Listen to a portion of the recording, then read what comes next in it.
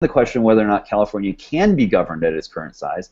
Is there an opportunity to better serve Californians by breaking the state up into smaller political units? There are a host of Northern California counties that have grappled with this question for years, and the so-called state of Jefferson concept has been a fixture of Northern California politics for decades. This is a group of people who, predominantly rural, they've been upset. Activists up there have been upset ever since California changed the way that it apportions representatives in Sacramento. Basically, rural voters lost out. Northern Californians felt disenfranchised. The state flag for the non-existent state of Jefferson features two big black X's on a circular yellow field, meant to designate the double cross that Northern Californians felt when the legislature in Sacramento, but also the Oregonian state legislature, allegedly deprived them of true representation.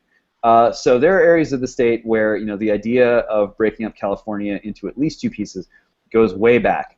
Tim Draper's playing into not just that sentiment, but other sentiments around the state, especially in Silicon Valley, where people are saying, look, Sacramento's not responsive to our needs. It's really difficult to sort of manage our political affairs in a way that's responsive to our constituents and responsive, frankly, to to the predominant business interests in the area.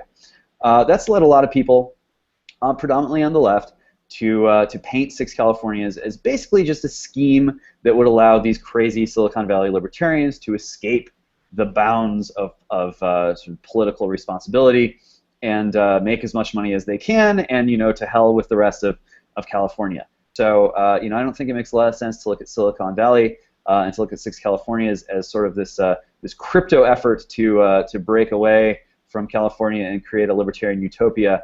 But it will be interesting going into not just 2014, but over the next couple of years to see how Silicon Valley begins to change the way that it looks at democratic policy, democratic politics, and then more generally across the state, how Californians grapple with what it is that makes living in California not just sort of pleasant, but oftentimes onerous and difficult.